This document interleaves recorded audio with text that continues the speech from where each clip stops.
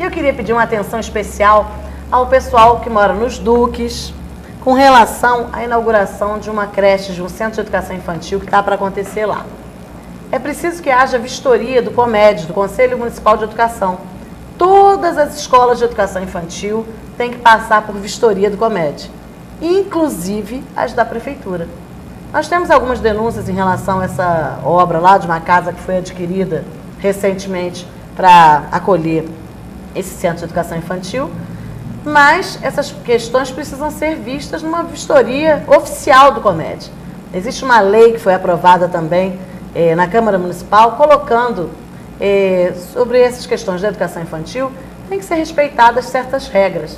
Então é preciso que a cada abertura de centro de educação infantil seja feito esse ritual, saber se as coisas estão realmente dentro do que é para ser, dentro da lei da educação infantil. E sempre nos espanta, né, essa pressa de ficar inaugurando centro de educação infantil e escola em ano eleitoral. As coisas acabam acontecendo, atrapalhando, né, o curso natural das coisas, e inclusive muitos profissionais de educação têm procurado o sindicato porque estão sendo removidos dos seus locais de trabalho contra a vontade, né, por estarem sobrando. O que eles consideram sobrando é ter um volante, uma pessoa que esteja no centro de educação infantil para cobrir faltas, para cobrir eventuais problemas, uma pessoa em cada centro de educação infantil. E isso não é sobrar, porque, na verdade, o plano de cargos e salários prevê que cada turma tenha, pelo menos, durante todo o dia, 2 profissionais. E não é isso que acontece. Porque as turmas de terceiro, quarto e quinto períodos, elas, quando o professor está em sala, geralmente o professor fica sozinho. Deveria ter ali também um educador. E quando o professor sai, na metade do dia, deve haver um outro educador para ficar naquela turma, para que 2 profissionais, pelo menos, estejam atendendo aquele grupo de crianças. Quando é com o filho da gente, com o neto da gente, a gente quer que tenha 2, 3, 4, quantos puder, né? Todo mundo, quando vai escolher a escola, já vê logo isso, se tem gente para tomar conta. Já na escola da prefeitura, não. A secretaria acha que pode tirar as pessoas e que não é problema. Por quê? Porque os pais não sabem o que está se passando lá dentro do Centro de Educação Infantil. Então é preciso que todo mundo passe a visitar o Centro de Educação Infantil, onde seu filho estuda, verificar se o número de profissionais é adequado, se tem pelo menos 2 profissionais tomando conta daquele grupo de crianças durante todo o dia, porque senão acaba sobrecarregando. E aí, gente, é tragédia anunciada, né? É claro que não vai dar certo uma pessoa só, durante o dia inteiro, tomando conta de um grupo grande de crianças. Então a prefeitura sabe que isso não dá certo, sabe que está errado, mas insiste em fazer. Por quê? Porque quer inaugurar SEI às pressas, em ano eleitoral, sem ter profissional. Isso é uma vergonha. E a gente solicita, sim, que a professora Maria Elisa reveja essa atitude, porque não é só esse SEI que está para inaugurar, tem outros, e tem concursado esperando, né, gente? É tão mais fácil chamar o concursado, colocar, oferecer um novo emprego, oferecer um novo posto de trabalho e deixar que as coisas estejam correndo bem tranquilas onde as pessoas já estão lotadas. Porque também, Luiz, isso no Estado também acontecia há um tempo atrás. Você está lotado no ICJ.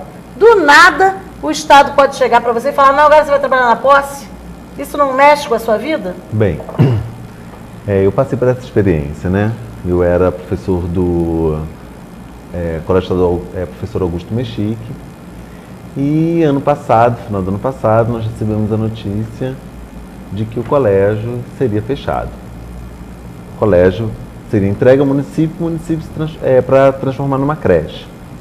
E a partir dali a gente ficou bastante desnorteado, né? Para onde que eu vou, que escola que poderá me receber aqui em Petrópolis, onde eu vou trabalhar. A comunidade escolar foi ouvida?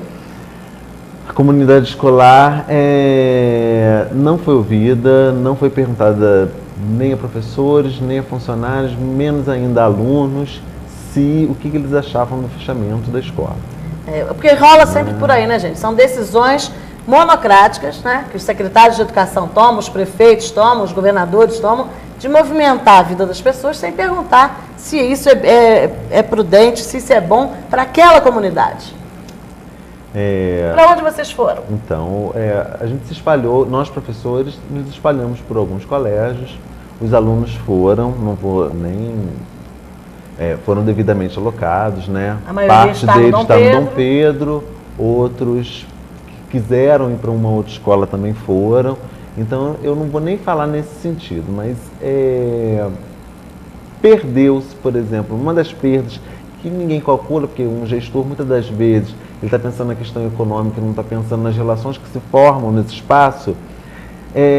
Uma das escolhas dos alunos, que muitos não eram da comunidade da 24 de maio, mas muitos escolhiam o Mexique por ser uma escola pequena, acolhedora, e onde se formavam laços de amizade, convivência muito legais. Entendeu? E é óbvio, foi uma perda. Que aquela escola era importante para a comunidade escolar, né? Isso não tem dúvida. Não se fecha a escola. A gente abre mais espaços, nunca fecha. Né? A gente não deve privar a comunidade de uma escola de ensino médio. E aí envolve N fatores, porque você falou, um foi para uma unidade, outro foi para outra, e aí já envolve transporte. Quando é criança pequena, isso já envolve se a mãe vai ter dinheiro para passagem ou não. No caso do ensino médio, os alunos se movimentam sozinhos. Mas isso tudo tem que ser pensado, não é só custo. E a gente sempre fala aqui, eu volto a repetir, educação não é despesa. Educação tem que ser considerada como investimento. A gente está investindo numa situação melhor, numa sociedade melhor.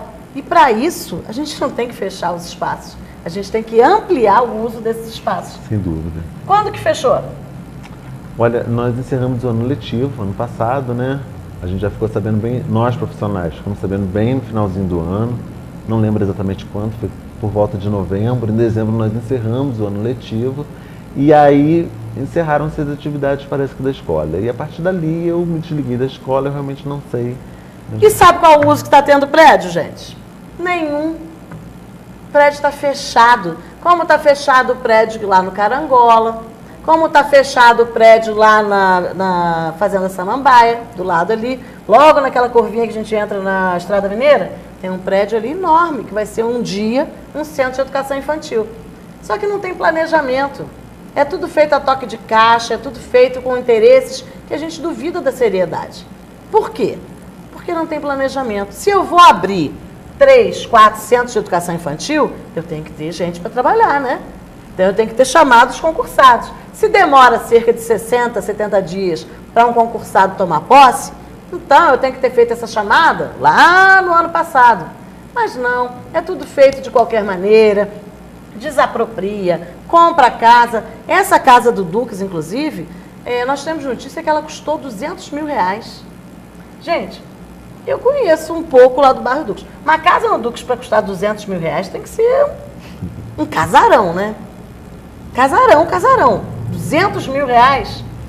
Por que quando é para o prédio público, quando é para a escola, tem que ser mais caro? Tem que ser esse valor, assim, bem elevado. Será que não tem nenhuma outra casa em lugar mais próximo ali que custasse um valor menorzinho, não? R$200 mil. Isso custou o prédio, fora a reforma, a adaptação, porque é óbvio que não era uma casa para entrar e colocar, né? Quando você monta um centro de educação infantil, você tem que ter espaços adequados, você tem que fazer várias modificações. Né? Uma escola como o Mexique, que era de ensino médio, não dá para chegar lá no dia seguinte e implementar um centro de educação infantil. Não. Você vai ter que fazer obras, né? Vai ter que fazer adaptações. Agora, aí, gente, o que a gente acaba ficando sempre muito chateado com isso, é isso. Essas obras vão acontecer agora em abril, maio, junho, para inaugurar quando isso? Então, não se tem respeito nenhum em relação ao período letivo, em relação à quantidade de aulas, em relação a onde essas crianças vão ficar durante esse período todo, né? Porque isso aí é para cobrir carência de vaga. Tá, mas e essas crianças estão aonde, então, esse tempo todo? Estão largadas em algum lugar, né? Então, a prefeitura vai protelando, né? A rede estadual também vai protelando essas situações, né? Para quando interessa inaugurar.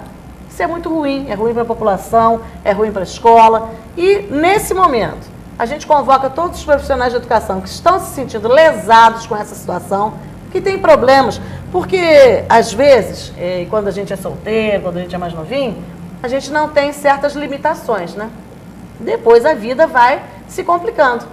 E quando você já está lá no seu serviço, né, Luiz? Você começou a trabalhar em janeiro no lugar, se propôs a trabalhar naquele lugar, organizou toda a sua vida em função daquele trabalho. Do nada, a prefeitura chega e fala, não, agora você vai lá para Pedro do Rio. Sem querer saber se seu filho tem escola, onde que ele estuda, sem saber se você tem outro compromisso de estudo também, de melhoria, se você tem algum familiar que dependa de você. É como se as pessoas fossem objetos. Isso tanto na rede municipal quanto na rede estadual. As pessoas são tratadas, os profissionais, muitas vezes são tratados como objetos, que podem ser deslocados a bel prazer. Tinha que ter alguma coisa que proibisse isso também durante o período letivo, né? Essa movimentação, e aí sempre é para o interesse da administração. Gente, mas esses interesses têm que ser avaliados também, né? Porque muitas vezes são interesses que não condizem com a educação, que não condizem com o bom desenvolvimento. Você já teve que trocar de escola em meio de período, já? Desde que entrou no Estado ou não? Não, essa experiência eu não vivi. Você não teve ainda. Mas muita gente, nós somos procurados diariamente com situações dessas. E no Estado, principalmente quando acontece o que eles chamam de otimização. E aí, do nada, no meio do período, eles resolvem juntar turmas para economizar. E aí formam uma turma bem maior, bem grandona. E os professores que sobram dessa turma são deslocados para onde tiver vaga, para onde tiver carência. Ao invés do planejamento, que o que a gente defende aqui, tanto para a rede estadual quanto a rede municipal, é planejamento. Tem que ter um planejamento para aquele ano e ser respeitado durante aquele ano. Não dá para o aluno receber 2, 3 profissionais durante o mesmo ano. Está com um professor, do nada muda, vai para outro, volta, sai aquele. Não tem continuidade, gente. Não tem seriedade. Na escola particular é assim? Planejado, tem essa... né? Sai todo mundo, entra, planejado. Vem, vai. É planejado, não é planejado? Eles contratam professores, procuram manter aquele mesmo professor durante o período letivo, segue-se um planejamento estratégico para que as coisas aconteçam. No que é público, não. Os governos acham que podem mexer com a vida dos outros para lá e para cá e principalmente sem perguntar nada para ninguém. Né? Já chegam lá, hoje me ligaram de um centro de educação infantil, lá do SEI Patrícia, que a supervisora estava lá avisando que alguém ia embora. É assim, no meio do expediente você vai lá para arrancar um funcionário daquela unidade. Isso é desumano, isso é falta total de planejamento e é claro que isso não vai dar certo. Porque aí você já constrói uma outra unidade com pessoas que não gostariam de estar ali. E a pior coisa é você trabalhar num lugar que você não quer, que você não escolheu. Isso faz mal. As pessoas ficam doentes. E esse é um dos motivos porque tem tanta gente também afastada do serviço. Por depressão, por várias síndromes que vão desenvolvendo, por estarem se sentindo assediadas no trabalho. Nós vamos para o nosso último intervalo e já voltamos.